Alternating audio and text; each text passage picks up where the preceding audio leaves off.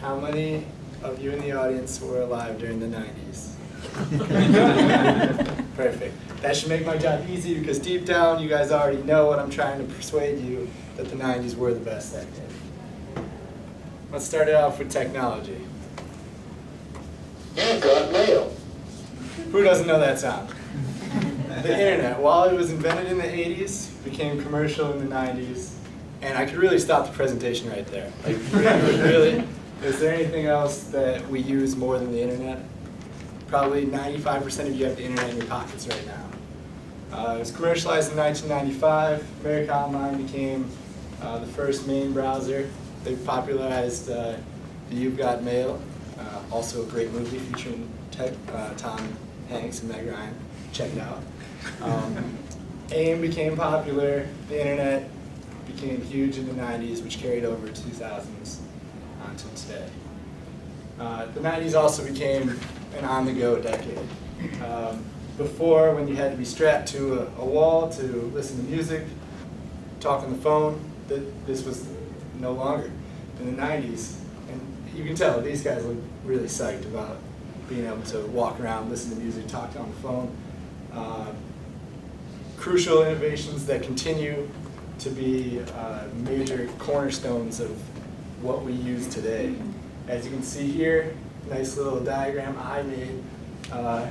We've got the phone, we've got the internet, and we've got the Walkman coming together to form the iPad, iPhone. So like I said, most of what we use today started in the 90s.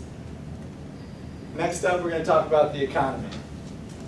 Now, this guy had a lot to do with the economy in the 90s. He was the president for 8 years of the 90s, and he, through his...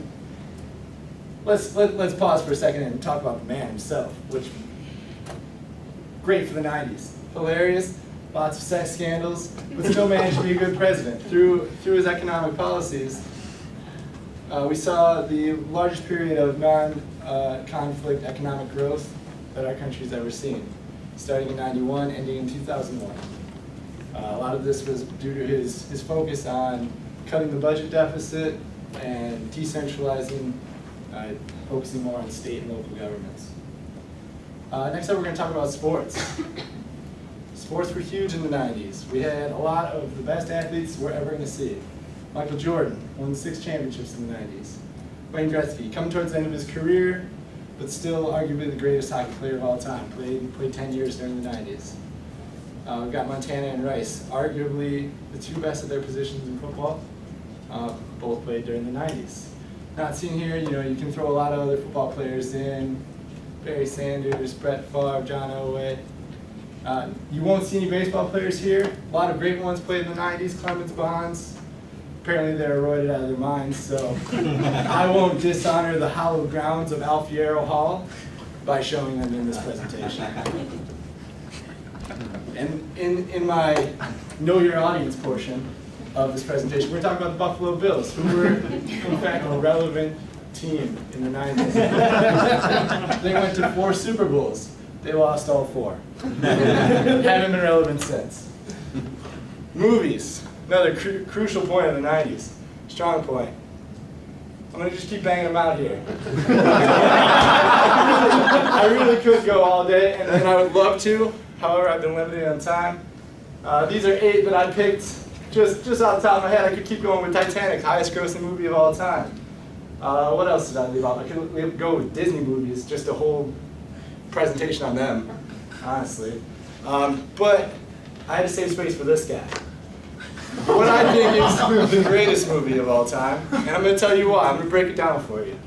First, we got Michael Jordan. Greatest athlete, one of the biggest icons the world's ever seen. We got the Looney Tunes. Bug Bunny, Lola Bunny, we got Tweety Bird, classic. Aliens. What movie isn't great without aliens? A basketball game for freedom. Something we've never seen before and probably won't again. And then we had a great soundtrack. And you love some R. Kelly coming in there. You got Space Jam, great soundtrack. And last but not least, we've got Bill Murray. Bill Murray, a classic icon of both the 80s and 90s. played a crucial role in this game, helped Michael Jordan win his freedom. I'll always remember him for that. Next we've got television, another strong point of the 90s.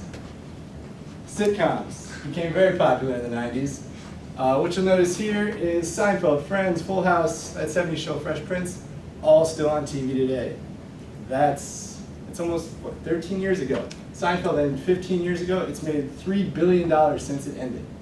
If you do a little math, it's like $200 million a year that show's made since it ended. That's staying power, brought to you by the 90s. Friends, also still on. Full House, still see it. Fresh Prince, Will Smith still doing well. As a child in the 90s, Nickelodeon was huge. A lot of you guys will see this, experience some nostalgic moments. Legend of the Hidden Temple, that's a sleeper right there. Everybody knows the Blue Barracuda's always won, just remember it. We've got the video games of the 90s. Game Boy, nobody carrying around cell phones back in the 90s, you had to have your Game Boy. Sonic, huge. NBA Jam. Is there anybody here who hasn't heard "He's on fire" and immediately thought, I missed the 90s? Mario Kart is still played today by anybody who knows anything about video games. If you don't like Mario Kart, I probably don't like you. Sorry. Fans of the 90s, we're going to do a little interaction here. Who remembers this? What is it? Tamagotchi. Tamagotchi, that's right. Who remembers that guy? Furby. Anybody remember this popular dance? Macarena. Macarena. And these guys. Beanie Babies. Right. Huge. The 90s were big for fads. Everybody had their Beanie Babies. Everybody had their Tamagotchis and their Furbies. So now I'm gonna throw out some full disclosure here. I was born in 1989. So take what I have to say here for what it's worth.